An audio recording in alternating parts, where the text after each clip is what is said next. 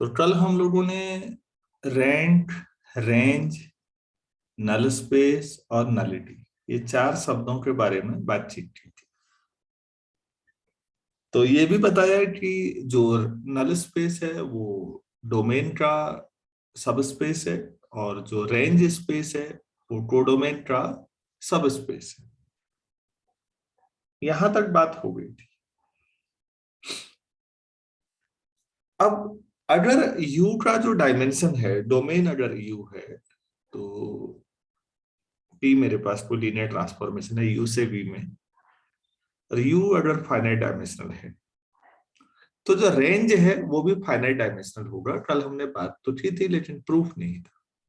तो आज एक तो ये प्रूफ करना है, और दूसरा सिल्वेस्टर साहब के बारे में मैं कह रहा था, जे सिल्वेस्टर, उनकी theorem rent nullity linear transformation की सबसे ज्यादा इंपॉर्टेंट थ्योरम्स में से मानी जाती है। पूरे चांसेज होते हैं कि बीएससी फाइनल के एग्जाम में भी आए, और इसके एप्लीकेशन तो बहुत वाइड है। तो चलिए हम काम जल्दी से शुरू करते हैं। पहला जो थ्योरम है वो रेंज स्पेस के बारे में। Let T be linear transformation सीधे लिख देते हैं, UF to V F be a linear transformation and UF be a finite dimensional vector space. Then a range of T is also a finite dimensional vector space. ये proof करना है कि अगर U का डायमेंशन फाइनाइट है तो range भी finite dimensional ही होगी। ठीक है, तो इसमें U अगर फाइनाइट डायमेंशनल है तो उसका कोई बेसिस होगा। बेसिस नहीं भी लेना चाहो क्योंकि बेसिस में दो कंडीशन इन्वॉल्व होती हैं। अभी हमें बेसिस से लेके भी कोई फायदा नहीं है, उस पर हम बाद में बातचीत करेंगे लीनियर ट्रांसफॉर्मेशन में, कि अगर कोई सेट लीनियरली इंडिपेंडेंट है इधर डोमेन में, लीनियरली इंडिपेंडेंट है ये कोई सेट, तो क्या जरूरी है जो उसकी इमेज होगी वो भी लीनियरली इंडिपेंडेंट हो? तो इन मुद्दों पे बाद में बात करेंगे। थोड़ा सा अभी हम फोकस ही नहीं कर रहे हैं, लेकिन ये भी एक अच्छा सवाल रहेगा। आप मुझे रिकॉल कराइएगा, एक दो दिन बाद हम बात करेंगे कि अगर कोई हमारे पास लीनियरली इंडिपेंडेंट सबसेट आ जाए डोमेन में, तो लीनियर ट्रांसफॉर्मेशन के बाद जो इमेज सेट होता है, क्या उसका लीनियरली इंडिपेंडेंट होना जरूरी है या नहीं है, या कब वो लीनियरली इंडिपेंडेंट होगा? मैं समझा पा रहा हूँ क्या कह रहा हूँ?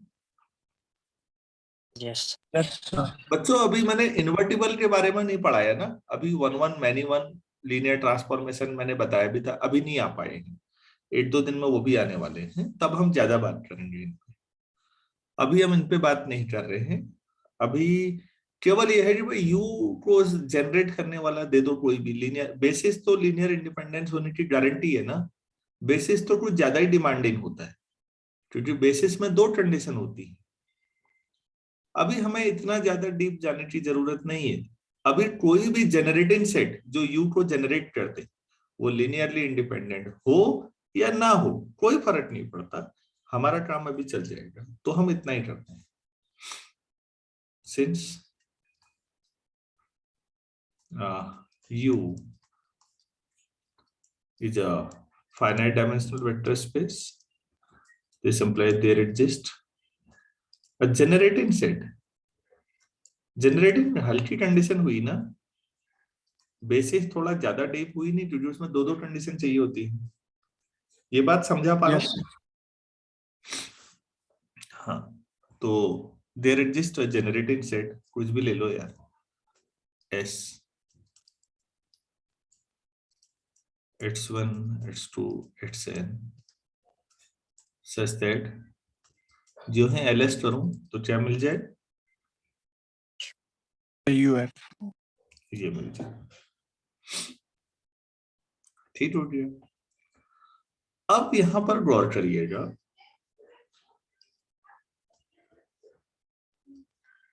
ये V है, ये U है, ये लीनियर ट्रांसफॉर्मेशन T है।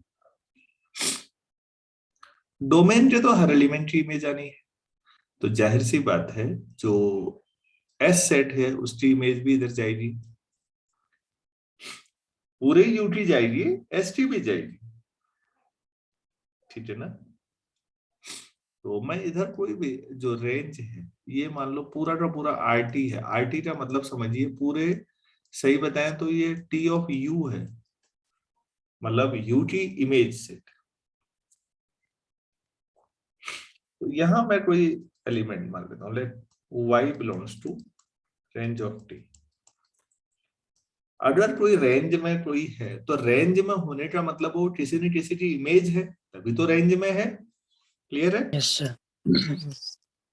There exist some x belongs to u such that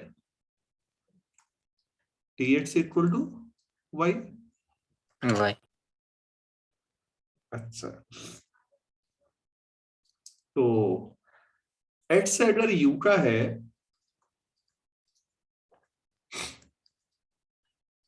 और u को जनरेट करने वाला सेट ये है, तो इसका मतलब देयर एग्जिस्ट सम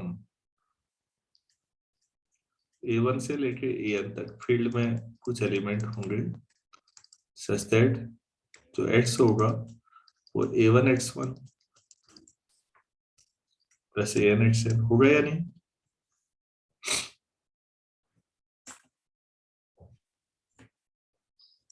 तो tx कितना होगा, t of an xn। T linear transformation है, आपने डेफिनेशन में लिखा, तो ये क्या होगा, sir A1 TX1। a1 tx1 से लेकर an txn, ठीक है ना। tx मतलब यस। y। Yes sir. तो भाई अब ये बताइए, जो tx1 है, tx2 अप टू txn है, ये किसमें हुए, rn rt RT. rt and generate y। y भी rt में ही किया था हमने सबसे पहले, आप ऊपर देखिएगा ये लिखा हुआ है। तो y कोई भी एलिमेंट लीजिए रेंज में, वो इनसे जनरेट हो जाएगा ना। Yes sir. This implies any vector in rt can be generated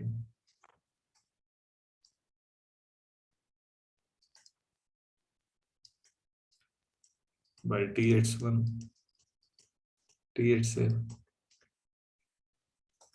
तो फिर rt का जो बेसिस होगा उसमें, ये तो लीनियरली इंडिपेंडेंट है तो यही बेसिस हो गया, अगर ये डिपेंडेंट है तो इससे छोटा होगा, तो बहरहाल इससे बड़ा तो नहीं होगा बेसिस। तो rt is also finite dimension, क्योंकि आप उधर u को फाइनाइट डायमेंशन मान के चल रहे, ऑल्सो फाइनाइट डायमेंशन। सभी लोगों को क्लियर हो गया होगा। Yes sir. rt भी फाइनाइट डायमेंशनल है, तो रेंज सेट अगर डोमेन अगर आपका फाइनाइट डायमेंशनल है, अब शानदार चीज ये है कि रेंज के फाइनाइट डायमेंशन होने पे कोडोमेन का रोल नहीं है, कोडोमेन का रोल नहीं है, मैं फिर कह रहा हूं किसका रोल है,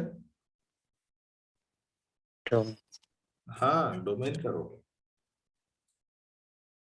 तो ये अच्छी बात है, तो मेरे ख्याल से क्लियर हो गया होगा।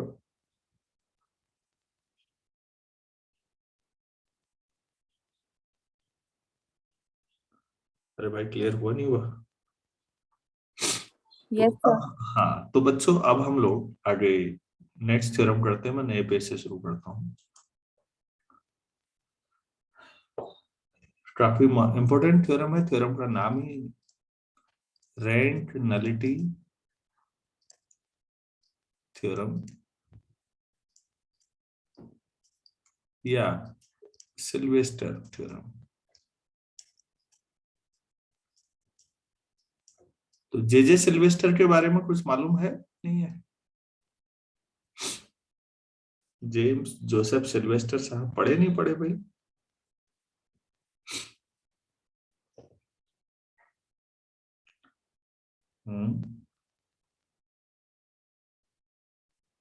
हेलो, आप लोगों को ना बोलने में भी दिक्कत होती है क्या, अगर नहीं सुना है तो? चलो ठीक है, कोई बात नहीं। तो फिर सीधे थ्योरम पे आया जाए फिर, जब हाँ ना का पता ही नहीं है तो।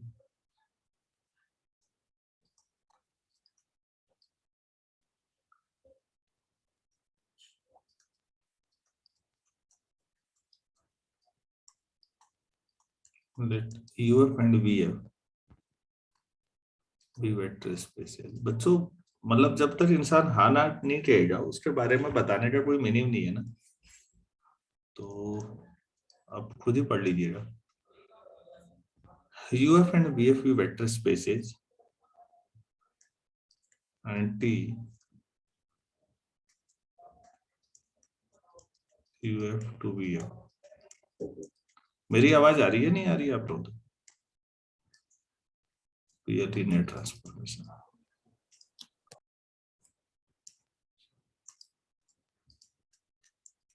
Let UF be finite dimensional vector space, then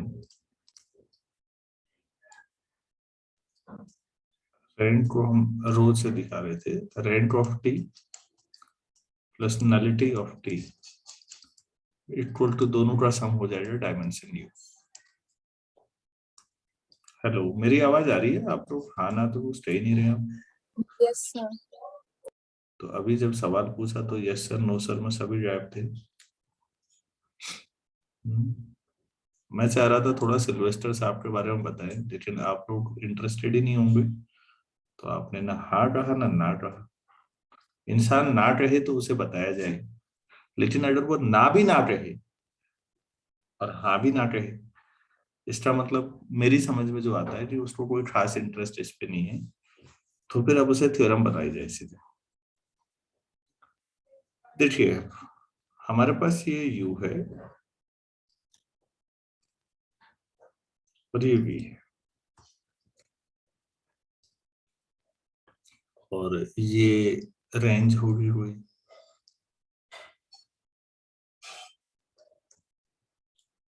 ये हमारे पास आर टी है, रेंज। और यहां पर मान लेते हैं ये नल स्पेस है, ये एंटी है, ये नल स्पेस है, तो जाहिर सी बात है ये तो केवल जीरो पर ही जाएगा। जीरो भी रेंज का ही हिस्सा होगा उधर।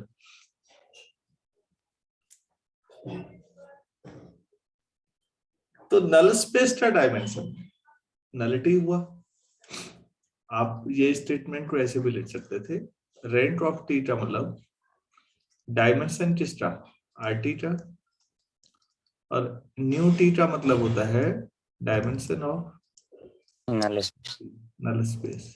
ये दोनों का डायमेंशन मिला के हमेशा डोमेन के डायमेंशन के बराबर आ जाता है। तो डोमेन का डायमेंशन इस एंगल से भी निकाला जा सकता है, ये सिल्वेस्टर साहब ने बताया। ये लीनियर ट्रांसफॉर्मेशन।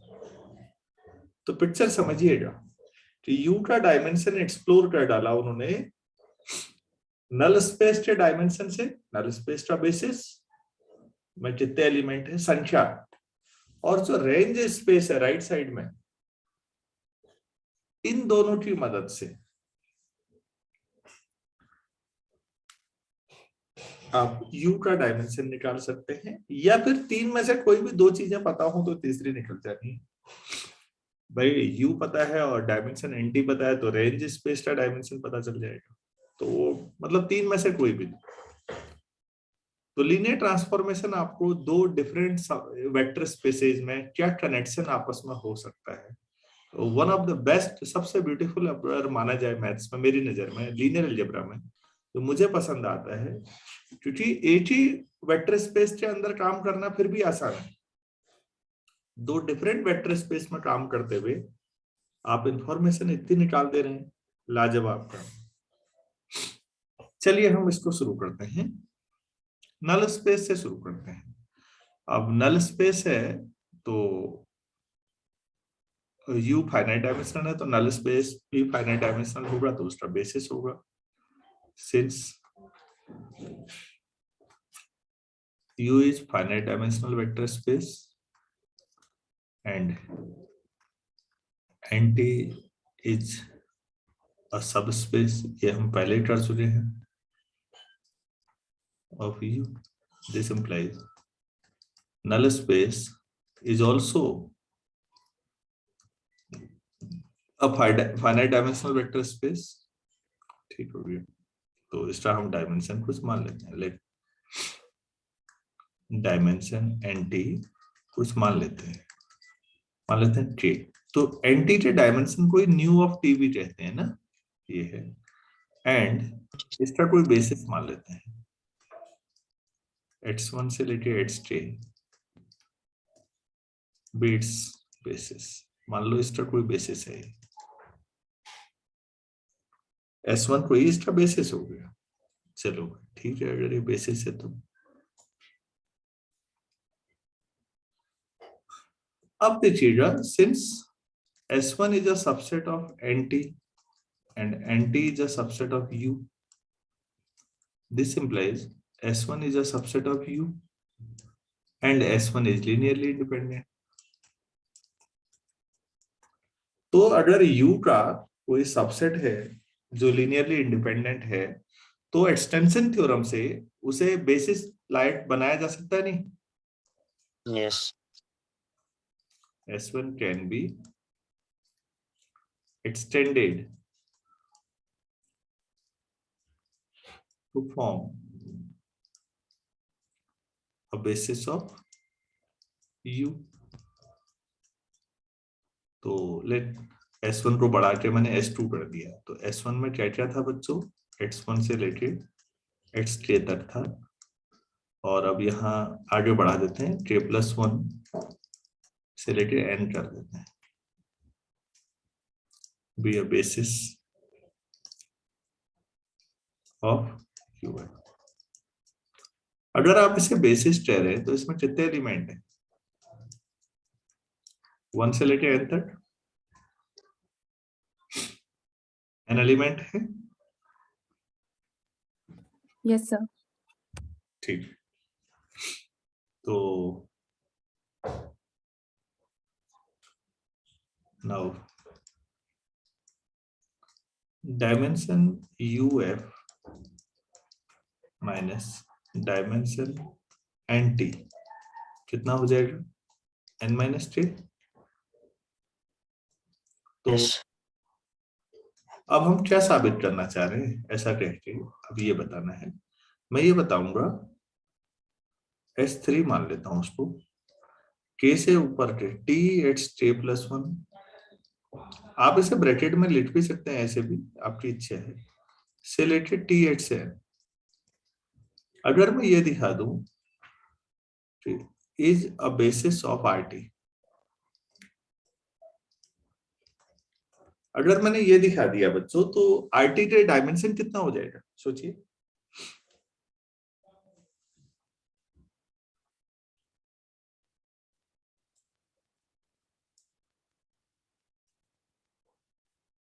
अरे RT का अगर ये बेसिस हो गया तो इसमें कितने एलिमेंट,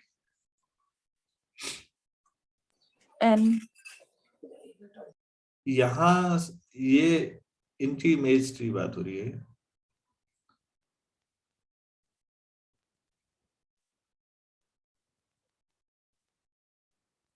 xk+1 से xn तक कितने एलिमेंट हुए,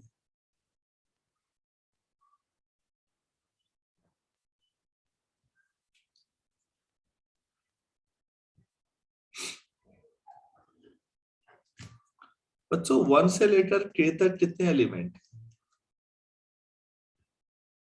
x1 से x3 तक कितने एलिमेंट? Okay. 1 से k होते हुए n तक कितने एलिमेंट?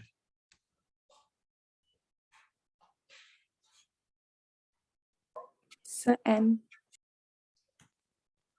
तो फिर जो k से आगे k+1 से लेके n तक कितने एलिमेंट?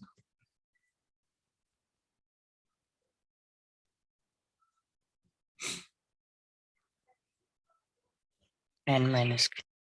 n-k बस। तो अब अगर मैंने इसको बेसिस प्रूफ कर दिया तो RT का डायमेंशन n-k आ जाएगा या नहीं? Yes, sir. और ये भी तो n-k ही है ना ऊपर, तो डायमेंशन RT के बराबर हो जाएगा, तो ये अपने आप रिजल्ट प्रूफ हो गया नहीं हुआ? सोचिए, Yes. ये तो करना है। तो अब आप इसको बेसिस प्रूफ कर रहे हैं, बस हो गया, इतना ही काम रह गया। तो RT के बेसिस में n-k एलिमेंट है, S3 में n-k एलिमेंट है, मतलब हियर S3 कंटेन, लो लिख देते हैं भाई ये भी n-k एलिमेंट। अब ऐसी चीजें भी मैं BSc फाइनल वालों से पूछ रहा हूँ, तो एक आध बच्चा जवाब दे रहा है।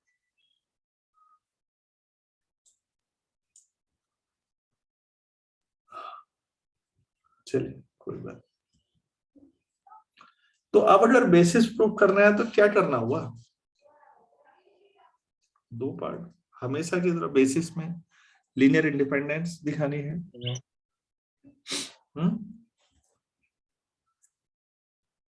लेट ak+1 से लेके an फील्ड में है सच दैट ak+1 txt+1, मतलब इनका लीनियर कॉम्बिनेशन। अगर लीनियरली इंडिपेंडेंट दिखाना है तो यही तरीका होता है, plus an t8 this must be 0 right side का, ऐसा ठीक है। t of ak+1 xt+1 plus an, इसको इक्वेशन 1 मान लेता है, xn इक्वल टू 0 वेक्टर, ऐसा ले सकता हूँ टी इज लीनियर ट्रांसफॉर्मेशन। तो जैसे आप नीचे वाली लाइन से नॉर्मली ऊपर वाली लाइन लिखते हैं, इस बार ऊपर वाली लाइन से नीचे वाली लिखती है। क्लियर है या नहीं? Yes. Yes, sir. ये जिसके नीचे मैंने अंडरलाइन किया है इसे देखिए, इसकी इमेज 0 पे जा रही है, तो ये नल स्पेस का एलिमेंट हुआ या नहीं? किसकी इमेज जाती है 0 पे?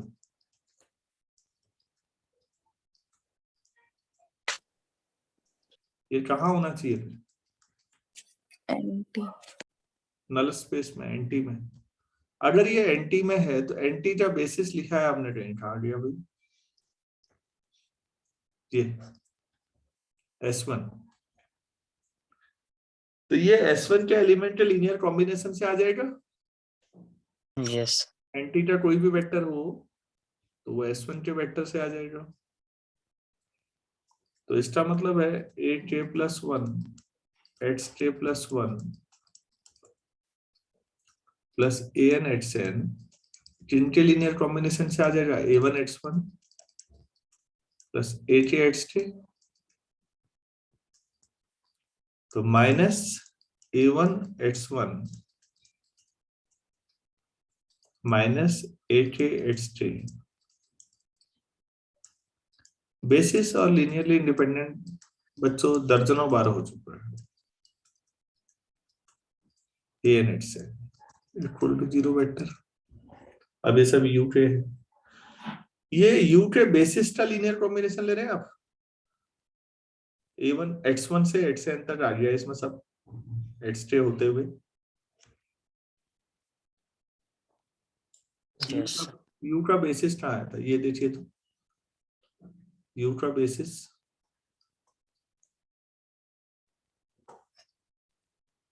x1 से s2, x1 से xk होते हुए xn तक, इन सब का लीनियर कॉम्बिनेशन है, लेकिन ये तो बेसिस है, तो इनका लीनियर कॉम्बिनेशन 0 होने का मतलब क्या हुआ?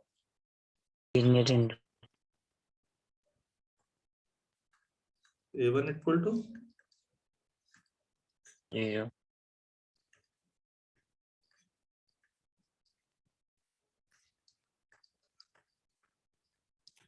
सभी 0 होंगे या नहीं? Yes. As it is a linear combination of S2 और S2 बेसिस है, तो पहला काम हो गया हमारा।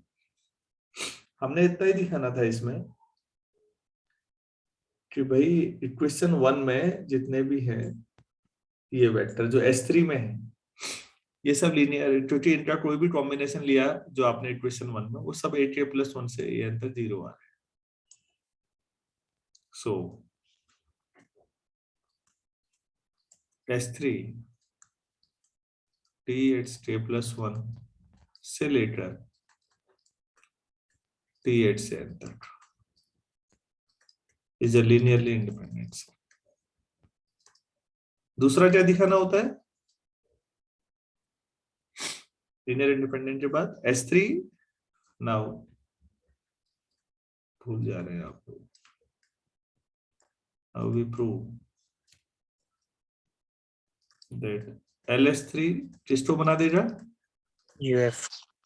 अरे UF को नहीं भाई, S3 Yes, sir. RTO. RT का बेसिस प्रूफ कर रहे हैं ना। Yes. चलिए देखिए, let Y belongs to RT। Range में अगर कोई है तो इसका मतलब there exist some X belongs to domain, domain UF है यहाँ, such that T8 equal to Y होना चाहिए।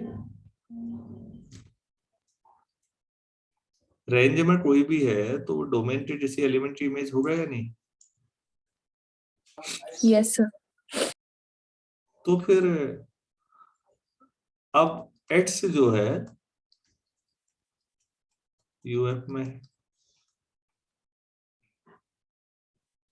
तो इसका मतलब देयर एग्जिस्ट A1 से लेके AN तक फील्ड में होंगे सच दैट, क्योंकि X जो है S2 का लीनियर कॉम्बिनेशन से आएगा, A1 X1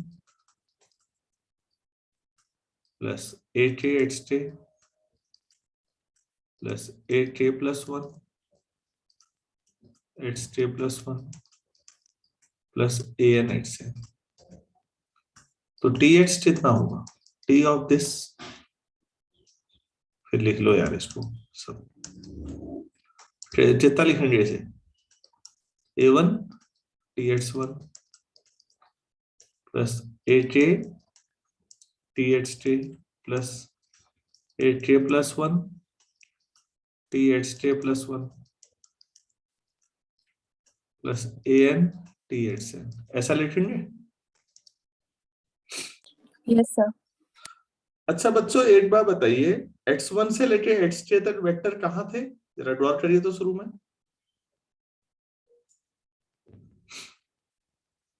X1 से S1. S1 में, S1 क्या है?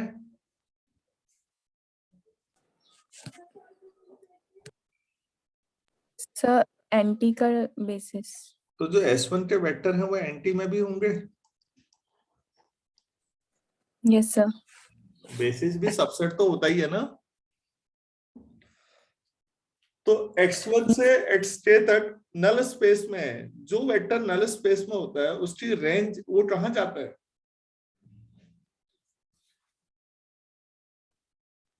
जो वेक्टर नल स्पेस में वो कहाँ जाते हैं? 0 पे. तो फिर ये पहला TX1 कितना होगा? 0, THK तक 0 मिलेगा, THK+1 AN THN as H1 से HK तक equal to S1 is a subset of NT लिख देता हूं, पर्याप्त है इतना?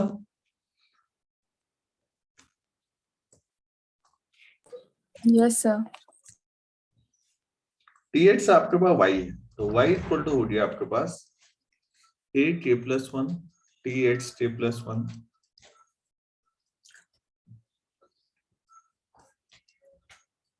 Plus an tx। तो देखिए प्लीज, आपने RT में एक वेक्टर y लिया था, जरा ध्यान से देखिए, y RT में लिया था और आपने दिखा दिया वो S3 के एलिमेंट के लीनियर कॉम्बिनेशन से आ रहा है। S3 में यही है, सबसे ऊपर देखिएगा, tx(k+1) से लेके this implies LS3 equal to RT। इसका मतलब S3 is a basis of RT। ये ठीक है, S3 बेसिस हो गया। Yeah. तो फिर डायमेंशन ऑफ RT कितना हुआ, जितना S3 में एलिमेंट कितना n-3। n-3 क्या था, dimension of UF minus dimension of NT। तो यहां से क्या प्रूफ हो जाएगा, dimension RT plus dimension NT equal to dimension of UF। फिर कह रहा हूं, one of the most powerful tool in linear algebra, या rank of T plus nullity of T equal to dimension.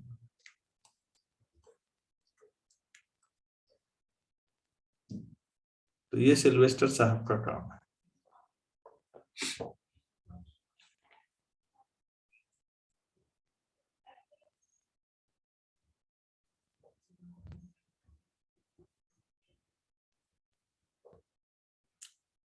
समझने में कोई दिक्कत है किसी को तो बोलिएगा।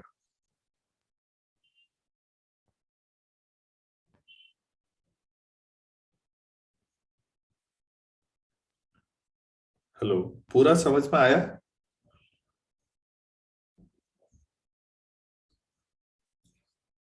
Yes, sir. चलो तो ठीक है बच्चों, अभी इतना करते हैं। नेक्स्ट क्लास 8:30 बजे करेंगे लीनियर की, 8:30। Thank you.